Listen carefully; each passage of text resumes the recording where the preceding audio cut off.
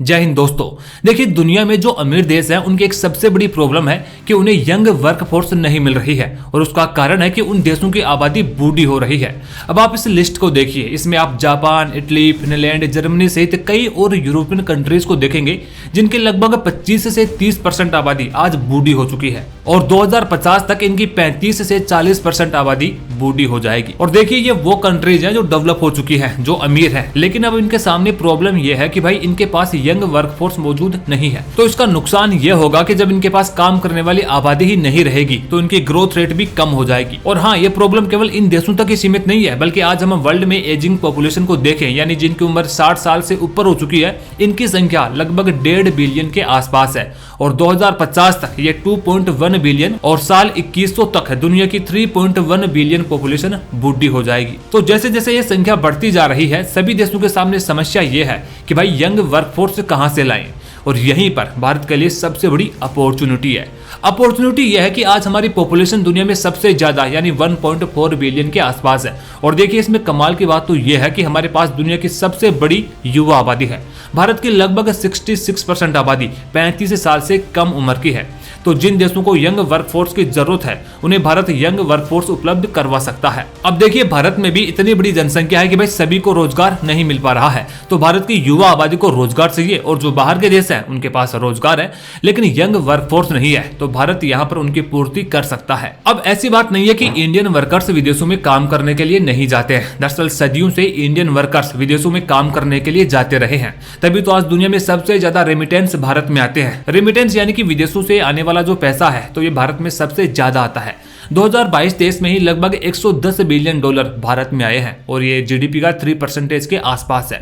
लेकिन अगर गवर्नमेंट इसी माइग्रेशन को प्रॉपर रूप से प्लानिंग और रेगुलेट करके करती है तो देश में काफी हद तक बेरोजगारी की प्रॉब्लम का सोल्यूशन हो सकता है। अब कई बार खबरों में आता है कि भाई कई लोग जो विदेशों में काम करने के लिए जाते हैं वो इनफॉर्मल तरीके से जाते हैं, एजेंटों के माध्यम से जाते हैं, तो वहां पर जाकर फंस जाते हैं। कई देशों में तो उनके साथ शोषण भी किया जाता है। तो अगर ये वर्कर गवर्नमेंट के थ्रू जाते हैं तो वहां पर उनके साथ किसी तरह का गलत व्यवहार नहीं होगा। अगर कुछ गलत हो भी जाता है तो वहां पर वो इंडियन एम्बेसी से संपर्क कर सकेंगे। अब देखो, इस समय कई देश हैं जो इंडियन वर्कर्स को अपने देश में काम करने के लिए लाना चाहते हैं। इनमें सबसे पहला नाम आता है इजराइल का। अब देखिए, ये तो आपको पता ही है कि भाई इजराइल और फिलिस्तीन के बीच वॉर चल रही है। अब देखो, इजराइल के अंदर लगभग 1 लाख की संख्या में फिलिस्तीनी वर्कर्स वहां पर काम किया करते थे, लेकिन युद्ध शुरू होने के बाद इजराइल ने इन फिलिस्तीनी वर्कर्स को अपने देश से बाहर निकाल दिया है और इसका कारण इन्होंने सिक्योरिटी रीजंस को बताया है। इजराइल को लगता है कि भाई फिलिस्तीनी वर्कर्स से हमारे सिटीजन्स को नुकसान हो सकता है। इसके अलावा देखो, इजराइल में एक नियम यह भी है कि जब अचानक से देश में कोई इमरजेंसी सिचुएशन बन जाती है तो फिर देश के युवा लोगों को मिलिट्री ज्वाइन करनी पड़ती है।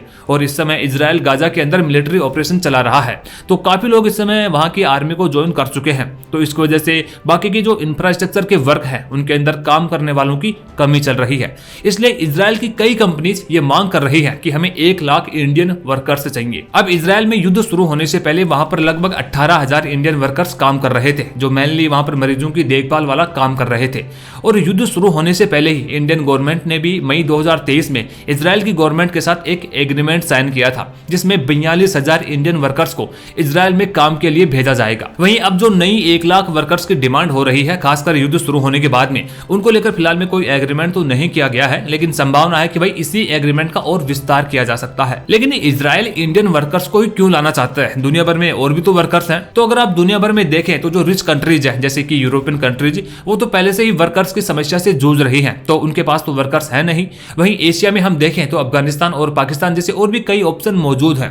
वहीं रशिया और चाइना भी है, लेकिन पाकिस्तान तो देखो वो कंट्री है जो इजराइल को मान्यता ही नहीं देता है। वहीं चाइना और रशिया के साथ इजराइल के रिश्ते उतने बढ़िया नहीं है जितने बढ़िया रिश्ते उसके भारत के साथ है। तो इस वजह से ही वो इंडियन वर्कर्स पर ज्यादा भरोसा जता रहा है। वैसे चाइना और इंडिया के बीच लेबर फोर्स को लेकर हमेशा से कॉम्पिटिशन रहा है। कुछ समय पहले तक चाइनीज वर्कर्स इंडियन वर्कर्स के लिए सबसे बड़ी चुनौती बने हुए थे, क्योंकि भाई उन्हें दुनिया में कठोर परिश्रम करने वाला माना जाता था। वहीं भारतीयों को कम समझा जाता था। दुनिया भर के देशों की ऐसी सोच बनी हुई है। हालांकि देखो, आज भी चाइनीज लेबर फोर्स को इंडियन लेबर फोर्स से तुलना में ज्यादा बेहतर माना जाता है, क्योंकि उनके अंदर स्किल्स मौजूद है। लेकिन पिछले कुछ समय से जियोपॉलिटिक्स में जिस प्रकार से चेंजेस आ रहे हैं, तो वेस्टर्न कंट्रीज ने चाइनीज लोगों को तवज्जो देना ही बंद कर दिया है और ऐसे ऐसे में चाइनीज की जगह इंडियन वर्कर्स को ज्यादा तवज्जो मिल रही है। वहीं इजराइल के अलावा दूसरे देशों की बात करें तो यूनान ने भी कुछ समय पहले इंडियन गवर्नमेंट से कॉन्टेक्ट किया था कि भाई फार्मिंग सेक्टर में काम करने के लिए हमें भारत से 10,000 वर्कर्स की जरूरत है। तो भाई इंडियन गवर्नमेंट भी यहाँ पर वर्कर्स को विदेशों में भेजने के मामले में काफी एक्टिव दिख रही है। भारत ने जापान, फ्रांस सहित कई देशों के साथ लेबर सप्लाई एग्रीमेंट किए हैं। वहीं नीदरलैंड से, ग्रीस से, डेनमार्क और भी कई देशों के साथ बातचीत चल रही है। अब ज्यादातर कंट्रीज की मेन रिक्वायरमेंट है manufacturing sector, farming sector, construction और हेल्थ केयर सेक्टर। अब आपका एक सवाल यह होगा कि भाई जब इंडियन वर्कर्स देश से बाहर काम करने के लिए चले जाएंगे तो क्या देश में वर्कर्स की कमी नहीं हो जाएगी? तो देखिए, फिलहाल में जितनी देश की आबादी है तो इतनी बड़ी आबादी में से अगर कुछ लोग बाहर काम करने के लिए जाते हैं तो उससे देश में वर्कर्स की कमी नहीं होने वाली, बल्कि उन्हीं लोगों को और रोजगार मिलने वाला है। वहीं इसके और फायदे भी हैं, जैसे कि अगर ये लोग बाहर देशों में काम करने जाएंगे तो उन्हें इंटरनेशनल लेवल का अनुभव होगा, और जब ये विदेशों का अनुभव लेकर भारत आएंगे तो देश में काफी फायदा होगा। दूसरी बात की अमीर देशों में काम करने के ज्यादा पैसे मिलते हैं, भारत से ज्यादा, यानी वहां मजदूरी की दर ज्यादा है, और अगर वो ज्यादा पैसे कमाकर भारत में आएंगे तो भारत को भी ज्यादा रेमिटेंस मिलेंगे। वहीं वे भी अपनी अच्छी लाइफस्टाइल जी सकेंगे, अच्छे घर बना सकेंगे, यहाँ तक कि जमीन जैसे एसेट्स में भी इन्वेस्टमेंट कर सकेंगे। अगर देश के अंदर ही रहकर वो काम करना चाहें तो देखिए देश की स्थिति अभी ठीक नहीं है। अगर हम देश के अंदर काम करने वाले वर्कर्स के आंकड़े को देखें तो काफी चौंकाने वाले आंकड़े सामने आते हैं। देश के टोटल वर्कर्स में से 18% से ज्यादा अपने छोटे मोटे घरेलू कारोबार में ही लगे हुए रहते हैं, जबकि 21% से ज्यादा वर्कर्स खुद को अस्थायी मजदूर मानते हैं, यानी आज का काम तो मिल गया लेकिन कल मिलेगा या नहीं इसका कोई अता पता नहीं। तो इन लोगों को हमेशा बेरोजगारी जैसी समस्या से जूझना पड़ता है। लेकिन अब यहाँ पर एक सबसे बड़ी प्रॉब्लम आती है कि भाई जो लोग बाहर काम करने के लिए जाएंगे वो कितने स्किल्ड होंगे। अब ऐसा तो है नहीं कि विदेशी देश ऐसे ही हर किसी को अपने देश में काम दे देंगे, यानी उन्हें वर्कर्स तो चाहिए लेकिन उन्हें स्किल्ड वर्कर्स चाहिए। तो इसके लिए गवर्नमेंट क्या कर रही है? तो देखिए, गवर्नमेंट ने कुछ समय पहले ही एक प्रोग्राम चलाया है देश के अंदर ही, स्किल इंडिया इंटरनेशनल सेंटर। इसमें सरकार ने कहा था कि हम देश के अंदर 30 स्किल इंडिया इंटरनेशनल सेंटर खोलेंगे। तो देखिए, इसमें क्या किया जाएगा कि गांव और कस्बों से जो लोग विदेशों में काम करने के लिए जाना चाहते हैं उनको स्किल्स, पर्सनल डेवलपमेंट, कम्युनिकेशन जैसे कई चीजों की ट्रेनिंग दी जाएगी। और गवर्नमेंट तो ये भी कह रही है कि हम केवल ट्रेनिंग देकर ही उनको फ्री नहीं करेंगे, बल्कि उन्हें किस देश में भेजा जाएगा तो उस देश का वीजा लगाकर भी देंगे, यानी वो एजेंट्स के थ्रू वहां पर फंसने वाले नहीं है। और फिर वहां पर कौन सा काम मिलेगा और उस काम में कितनी सैलरी मिलेगी, वहां पर रहने की व्यवस्था क्या होगी, यहाँ तक कि उस देश में सोशल सिक्योरिटी भी दिलवाई जाएगी। तो इससे क्या होगा कि पूरे माइग्रेंट वर्कर्स का रिकॉर्ड भी सरकार के पास मौजूद रहेगा। लेकिन सरकार को भी वहां पर कुछ चीजों का ध्यान रखना जरूरी है। पहली बात तो ये कि भाई जिन लोगों को विदेश जाने के लिए सिलेक्ट किया जाएगा उसमें कोई भ्रष्टाचारी, कोई गपलेबाजी नहीं होनी चाहिए। ये पूरी प्रोसेस ट्रांसपेरेंट तरीके से हो, क्योंकि देखो जो लोग जाने वाले हैं वो ज्यादा पढ़े लिखे नहीं होंगे। दूसरी बात यह भी है कि जिन जिन देशों में ये लोग काम करने जाएंगे वहां पर इंडियन डिप्लोमेट्स की मौजूदगी होना भी जरूरी है, ताकि इन वर्कर्स को जो भी प्रॉब्लम्स उस देश में फेस करने पड़े तो वहां पर उन्हें सहायता मिल सके। अब देखिए दोस्तों, आज जिस तरीके से भारत में आबादी बढ़ती जा रही है तो इतनी बड़ी आबादी के लिए रोजगार की व्यवस्था तो करनी ही पड़ेगी।